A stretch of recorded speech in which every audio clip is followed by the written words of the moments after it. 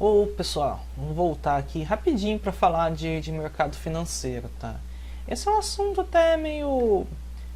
pode ser um pouquinho extenso assim, mas para nós aqui no ensino técnico a gente vai só pontuar, tá? A gente não vai entrar a fundo como compra ação, como que vende ação, como que isso, essas relações de balança comercial, elas foram mudando, né? Isso é mais um curso de economia, tá? Ou se você quiser, por acaso, se aprofundar nisso, tá? A gente vai ver só o que é mesmo, só a parte, o que é o mercado financeiro, quem é o agente tomador, quem é o investidor, quem é as entidades, né, que cuidam da regulação desse mercado, tá? Então vamos lá. Olha lá. O mercado financeiro remonta a palavra mercado remonta a períodos anteriores à existência da moeda. Cuidado aqui, tá? Antes de existir moeda, tá? Tô sem nenhuma moeda aqui, já existia relação de comércio, tá? Lembra quando vocês estudavam história lá no instituto, né? Vocês faziam ensino fundamental, ensino médio, que chegou o professor e mostrou, né, que ali no período conhecido como feudalismo, né, não existia, até um certo momento não existia moeda. A forma de relação comercial era através de escambo, né? Ou seja, pela troca de um produto por outro, tá? Hoje, só depois que você começou a ter a intermediação das relações de compra e venda, né, através desse símbolo que é a moeda, tá? Isso é o significado original, designa local onde as pessoas se encontravam para comprar, vender ou trocar mercadorias, tá? Com o passar do tempo, o mercado foi evoluindo para um conceito de conjunto de elementos envolvidos no comércio de determinado produto. Aí entra as três relações: os produtores, consumidores, intermediários, regulamentos, preços, etc. Tá? Então hoje, o exemplo que ele vai dar, hoje quando falando no mercado de pêssego, estamos nos referindo ao conjunto de pessoas que produzem, apreciam, né, os consumidores finais, aos atravessadores, nos casos distribuidores, tá? Hoje esse termo atravessadores ele já está em desuso, tá? Porque ele tem esse caráter meio negativo. Aos doceiros, aos preços praticados, etc. O mercado financeiro também tem o seu produto. E ele é, dá um grifo aí. Ele é o uso do dinheiro no seu tempo. Tá? Lembra das aulas de Marx lá de sociologia? Né? O que tem valor? É a mercadoria? Não, o que tem valor é o tempo de trabalho empregado para produzir esse produto. Então é isso que ele está citando indiretamente aqui. O que tem um valor no mercado financeiro é o uso do dinheiro no tempo. Tá? Então, se você está vendendo, não é o dinheiro, é o tempo que você iria utilizar para fazer esse dinheiro render. Tá? Então, no caso, você tem esse dinheiro em mãos, ao invés de esperar para esse dinheiro render para ter a mesma quantia que você está tendo agora. Tá? Então, ele é o uso do dinheiro no tempo, que significa transferência temporária entre agentes econômicos da capacidade de consumo, ou seja, do poder de compra que a posse do dinheiro proporciona. Tá? O mercado financeiro, portanto, é um conjunto de mecanismos voltados para a transferência de recursos entre os agentes econômicos. Seu papel essencial é viabilizar e operacionar os fluxos de financiamentos na economia. Como qualquer mercado financeiro, também tem suas figuras básicas, tá? Que são os compradores, tá? Os tomadores de empréstimos, os vendedores, ou seja, as pessoas que têm o capital em mãos, ou seja, no caso aí os poupadores, e os intermediários, que são as instituições financeiras. Tá? Então ele vai definir o papel de cada um deles aqui nas próximas páginas da apostila. Tá? Poupadores primeiro, tá? São os agentes econômicos superavitários, ou seja, que têm dinheiro em mãos, dispostos a transformar suas disponibilidades monetárias em ativos financeiros, ou seja, fazer o dinheiro se transformar em mais dinheiro. Tá? Através da oferta de recursos, sujeitando-se aos riscos de mercado. Ou seja, como já disse anteriormente, toda atividade ela tem risco. com a finalidade de obter retornos reais positivos. São os criadores de fundos para o financiamento do crescimento econômico. Aí os tomadores, aqueles que adquirem o produto comercializado no mercado financeiro. Tá? No caso, os industriais, comerciantes, pessoas físicas, etc., que necessitando de dinheiro para utilizar o seu poder de compra, dispõe-se a pagar por essa utilização. Tá? Então, muitas vezes você não está pagando só o dinheiro, você está pagando o tempo, tá, que você ia levar para juntar aquele dinheiro que você está tendo em mãos. Tá? Então, são agentes econômicos deficitários, ou seja, a pessoa que não tem o recurso em mãos. Quem demanda recursos estão dispostos a financiar seu déficit a custo de mercado, ou seja, o déficit, no caso, é os juros, tá? Os juros que você gasta pela utilização daquele dinheiro. Tá? Cabe aos intermediários financeiros efetuar a ponte entre os dois segmentos, ou seja, os intermediários são aqueles que regulam, né? Se fazem dar valor, dar lastro à transação financeira. Tá? Então, viabilizam a ampliação das escalas de produção, financiando os investimentos de maior lucro. Então, continuando aqui, ó. Você tem os agentes superavitários, ou seja, quem quer emprestar dinheiro, os agentes deficitários, quem demanda do dinheiro, novamente a relação lá de economia, né? Oferta e demanda, e os intermediários, tá? Que aqui vai as instituições que são o objetivo dessa aula, tá? Quem vai mediar essa relação. Então, quem faz essa mediação entre quem quer emprestar e quem quer comprar é o Sistema Financeiro Nacional, tá? E ele tem dois subsistemas, tá?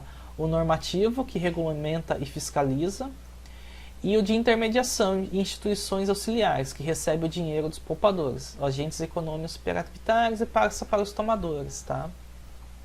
Então, quem faz a parte normativa é o Conselho Monetário Nacional, tá?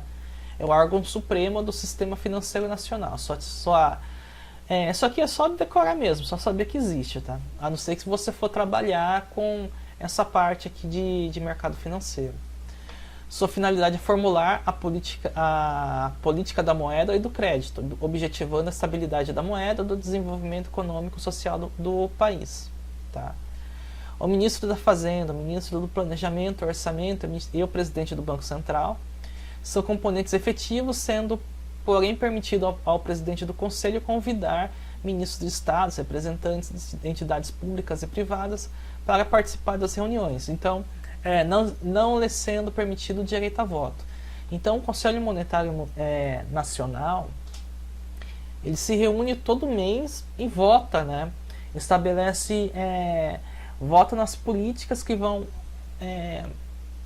gerir, né, esse sistema financeiro. Então, o que vai ser válido, o que não vai ser válido, o que nós vamos apoiar, o que nós não vamos mais apoiar, ou seja, o que vai cair em desuso, o que é correto, o que não é correto, e assim por diante. Tá? Então, a parte de regramento é toda do Conselho Monetário Nacional. Tá? A partir de agora, a gente vai ver as instituições. Tá? A primeira delas é o Banco Central, o Banco Central do Brasil, tá? Que vocês veem praticamente todo dia na TV, né? Porque ele além dele comprar ou vender moeda estrangeira, ele também estabelece vários índices, né? E as taxas de juros, né? A principal delas é a Selic, tá? Ó, cabe além da responsabilidade pela política monetária do país, a função do Executivo Central, a função do Executivo Central do SFN, Sistema Financeiro Nacional, é responsável pela fixação e cumprimento das disposições que regulamentam o funcionamento do sistema de acordo com as normas do CMN, tá? Então é quem coloca essas normas aqui em prática, tá? Onde que fica o Banco Central, né? Fica lá em Brasília. E definido seu objetivo em 3 macroprocessos: formulação e gestão de políticas monetárias e cambial, compatíveis com as diretrizes do governo federal. O que ele quer dizer com isso? As diretrizes e ações, né, do Banco Central, elas não podem ser contrárias à Constituição. Tá? Regulação e supervisão do sistema financeiro nacional, administração do sistema de pagamentos, do meio circulante. Tá?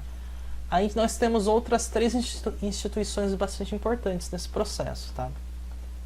CVM, tá? Que é a Comissão de Valores Mobiliários, é uma autarquia, tá? Depois vocês vão procurar, vai ser uma questão da prova, né? Que é uma autarquia, só que desaba em concurso, cara. Tá? Isso aqui não cai, desaba em concurso. O que é autarquia? Qual a diferença de uma autarquia e de uma empresa pública? Tá? A autarquia, ela é um setor do governo, tá? Mas ele tem liberdade para tomada de decisões, tá? E a empresa pública, ela tem a necessidade de gerar lucro. Ela também é desvinculada da administração central, mas a autarquia não necessariamente tem necessidade de gerar lucro. Ela presta um serviço para o governo e para a sociedade, tá? A empresa pública não necessariamente, ela presta um serviço para a sociedade, mas ela visa, né, o lucro, tá? É um pouquinho mais complexo que isso, mas assim, a grosso modo é isso. Tá? Vinculado ao Ministério da Fazenda com a finalidade de disciplinar, fiscalizar e desenvolver o mercado de valores imobiliários, aqueles em que não são negociados títulos emitidos pelas empresas. Tá? Esse mercado vai negociar o que? Principalmente ações, debêntures. Debêntures é a distribuição dos lucros. Tá? Cotas de fundos, de investimento, renda variável, compreendendo ainda o universo mais amplo de títulos, né? Títulos de dívidas de empresas ou da própria União. Tá? SUSEP, né? Superintendência de Seguros Privados, é a parte que responsável pelo controle e fiscalização dos mercados de seguro, previdência privada aberta, previdência privada aberta, capitalização e resseguro. Tá? Novamente é uma autarquia.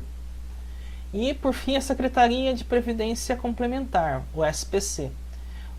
É um órgão do Ministério da Previdência Social que tem atribuições de supervisionar, coordenar, orientar e controlar as atividades relacionadas com a previdência complementar. Cuidado aqui.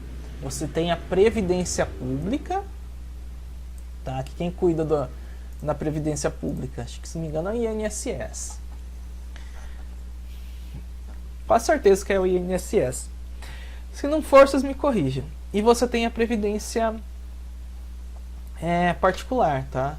E só que ela é entendida como complementar à previdência pública, porque a previdência pública, mesmo depois das reformas, né, dos anos passados, ela continua sendo obrigatória.